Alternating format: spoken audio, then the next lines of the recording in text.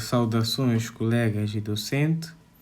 Hoje eu vou falar sobre a norma 5, acontecimentos após a data do balanço. Índice. Introdução. Depois, objetivos das DFs. 3. Pressupostos subjacentes. 4. Características qualitativas das DFs. 5. Elementos das DFs. 6. Reconhecimento dos elementos das DFs. 7. Mensuração dos elementos das DFs. 8. Norma 5. Objetivo e âmbito. 9. Reconhecimento e mensuração. 10. Continuidade das operações. 11. Divulgações. 12. Exercícios.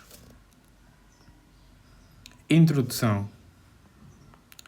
O quadro conceptual estabelece os conceitos e objetivos e as características qualitativas.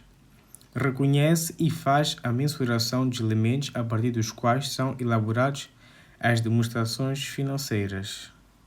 Finalidades. Ajudar os preparadores das DFs na aplicação do PGC-NIRF, ajudar os auditores a formar uma opinião sobre as DFs em conformidade com o PGC-NIRF e ajudar os utilizadores na interpretação da informação incluída nas DFs preparadas em conformidade com o PGC-NIRF. Utilizadores das demonstrações financeiras. Temos os investidores, que avaliam o risco e o retorno dos investimentos, necessitam da informação para decidir comprar, manter ou vender investimentos, estão interessados na capacidade da entidade em pagar dividendos. Depois temos os empregados, procuram informação sobre estabilidade e rentabilidade da entidade, querem avaliar a capacidade de pagamento de remunerações e pensões, estão atentos às oportunidades de emprego. Financiadores. Interessam-se por dados que permitem avaliar se os empréstimos concedidos e respectivos juros serão pagos no prazo. Fornecedores. Avaliam se os montantes devidos pela entidade serão pagos na data acordada. Clientes. Têm interesse na continuidade da entidade, sobretudo em relação de longo prazo ou de dependência direta. Governo e departamentos públicos. Avaliam a alocação de recursos na economia, utilizam a informação para regular as atividades das entidades, definir políticas fiscais e elaborar estatísticas oficiais. Público em geral. Avalia o impacto das entidades na economia local, empregos e apoio a fornecedores. Usa as demonstrações financeiras para conhecer tendências e desenvolvimentos da entidade. Objetivo das demonstrações financeiras. O objetivo das DFs é de proporcionar informações sobre a posição financeira e o desempenho e as alterações na posição financeira de uma entidade e que seja útil a um conjunto alargado de utilizadores para tomarem decisões econômicas. Pressupostos subjacentes. 1. Base do acréscimo. São transações e acontecimentos reconhecidos quando ocorrem, registados e relatados no período a que dizem respeito. 2. Continuidade das operações. Presume-se que a entidade continuará a operar no futuro previsível, sem intenção ou necessidade de cessar ou reduzir significativamente as atividades. 4. Características qualitativas das DFs.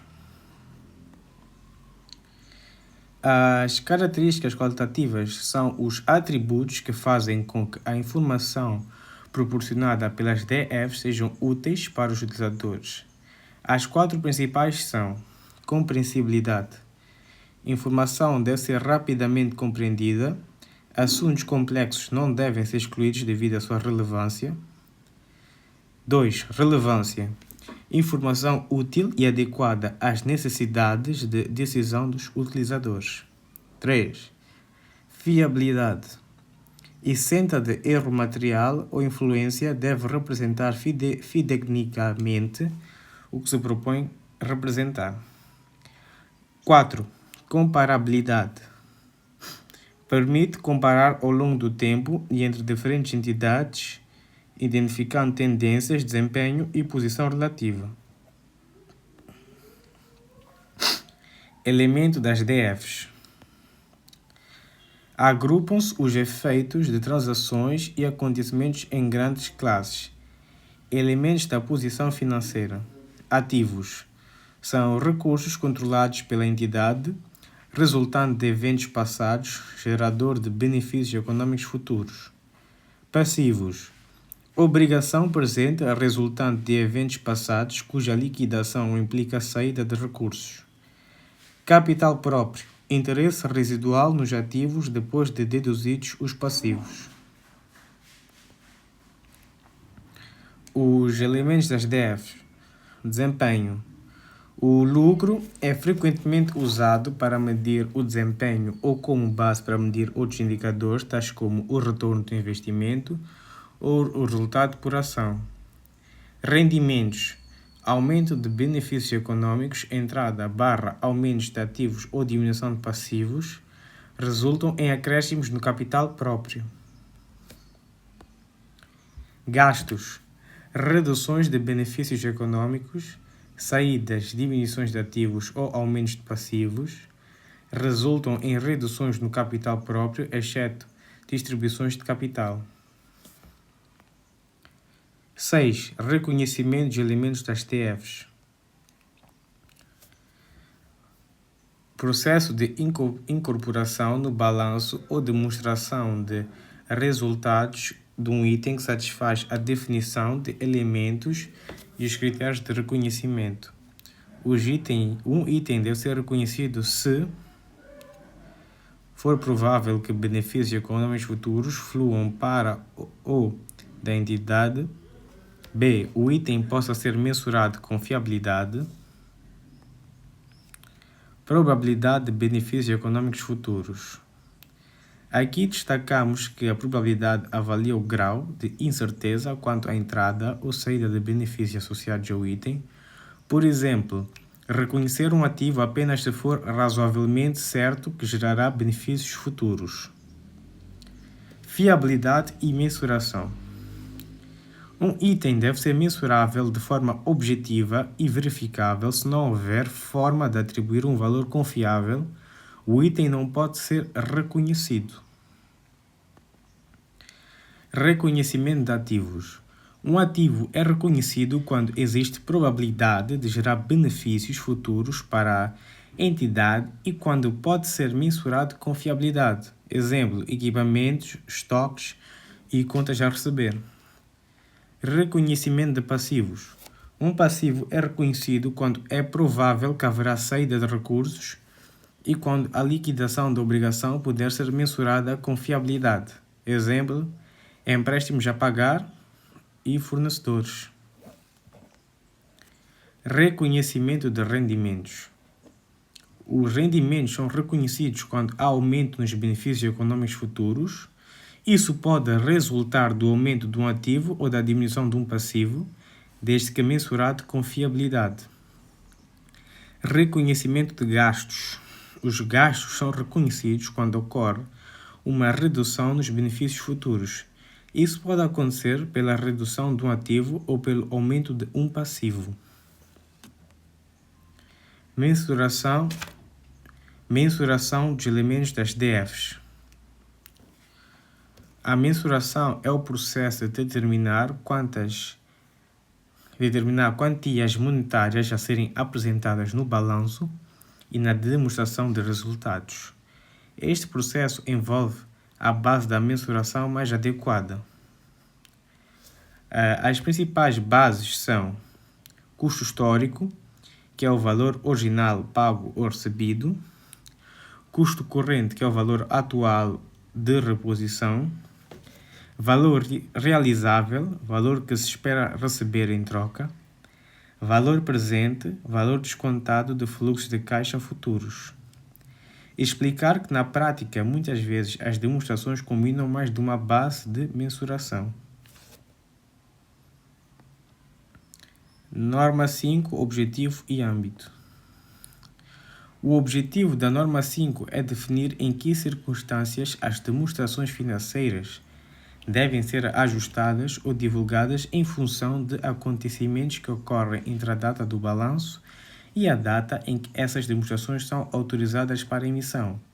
A norma procura assegurar que a informação financeira apresentada seja transparente, fidedigna e útil para os utilizadores. Âmbito. Esta norma aplica-se a todas as entidades que elaboram demonstrações financeiras de acordo com o CNC.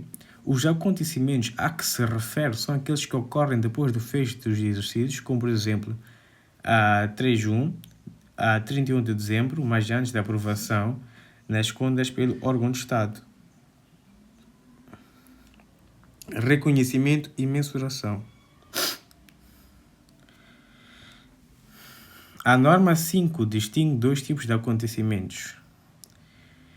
Primeiro, o grupo são os acontecimentos ajustáveis. Esses fornecem evidência de condições que já existiam na data do balanço e, por isso, implicam o ajustamento nas demonstrações financeiras. Alguns exemplos são a falência de um cliente que já apresentava indícios de risco, a decisão judicial de um litígio em curso e emissão de notas de crédito relativas a vendas anteriores ou ainda a descoberta de erros relevantes. O segundo grupo são os acontecimentos não ajustáveis. Estes resultam de condições que surgiram apenas após a data do balanço. Nestes casos, não se alteram as demonstrações financeiras, mas deve haver divulgações em notas. Exemplos incluem incêndios posteriores, reestruturações ou reorganizações societárias, variações cambiais muito significativas, fusões, aquisições ou alienações relevantes de ativos. Dividendos. Quando os dividendos são declarados após a data do balanço, estes não podem ser reconhecidos como passivo à data do fecho, porque a decisão de distribuição ocorre apenas posteriormente. Nesses casos, o procedimento correto é apenas divulgá-lo em notas. Continuidade de operações. As demonstrações financeiras são, por norma, preparadas na base da continuidade. No entanto, se após a data de balanço os gestores concluírem que existe intenção ou necessidade de liquidar a empresa ou cessar atividades, essa base deixa de ser adequada. Nessa situação, a alteração não é apenas um ajustamento, mas sim uma mudança fundamental no regime contabilístico. Além disso, devem ser divulgadas as incertezas que ponham em causa a capacidade da entidade de continuar a operar. Divulgações. A norma exige que sejam divulgados todos os acontecimentos não ajustáveis que podem ter impacto significativo, indicando a sua natureza e, se possível, o seu efeito financeiro. Também deve ser divulgada qualquer incerteza relacionada com a continuidade da empresa, assim como dividendos declarados após a data do balanço e outras situações que possam influenciar a leitura das demonstrações financeiras. Exemplos de acontecimentos não ajustáveis que existem em divulgação: reestruturações relevantes ou concentrações empresariais, alienação de subsidiários ou ativos importantes, incêndios ou destruição de unidades fabris após o balanço, alterações significativas em taxas de câmbio, legislação fiscal ou preços de ativos, assunção de compromissos relevantes ou início de litígios após a data do balanço. Exercícios. Uma empresa possui atividades importantes no Brasil no dia 5 de janeiro do ano N. O governo brasileiro procedeu a uma grande desvalorização da sua moeda, a qual provocou uma importante redução no valor em meticais dos ativos da empresa no Brasil. Essa perda deve ser refletida nas demonstrações financeiras do exercício findo em 31 de dezembro de N-1, tendo em conta o facto de que as demonstrações financeiras serão apenas aprovadas pelo órgão de gestão em 15 de março do ano N. Solução: não trata-se de um evento novo. A razão para a perda apenas ocorreu no ano N. No entanto, este evento subsequente deve ser divulgado nas notas, as contas quantificando-se em respeito efeito. Exercício 2. Uma empresa possui um investimento de tesouraria num título cotado na Bolsa de Valores, o qual se encontra contabilizado pelo valor de cotação na data do balanço. Na data de aprovação das contas pelo órgão de gestão, a cotação do título é substancialmente inferior ao valor da cotação na data do balanço. A perda deve ser reconhecida. Solução: não, a perda ocorreu após a data do balanço. Trata-se de um investimento valorizado pela cotação na data do balanço, pelo que variações subsequentes na cotação do título não são eventos ajustáveis. Exemplo número 3. Uma empresa possui ativos por impostos diferidos relativos a prejuízos fiscais disponíveis para utilização mensurados através da aplicação de uma taxa de IRPC de 30%. No dia 1 de fevereiro do ano seguinte, a taxa de IRPC foi aumentada com efeitos imediatos para 35%. Não tendo o órgão de gestão ainda aprovado, as demonstrações financeiras deverão ser ajustadas. Os ativos por impostos diferidos? Não. Trata-se de um evento não ajustável, uma vez que a nova taxa de IRC apenas foi anunciada e promulgada após a data do balanço. No entanto, o caso efeito seja material, deve-se divulgar nas notas as contas o efeito decorrente desta alteração de taxa.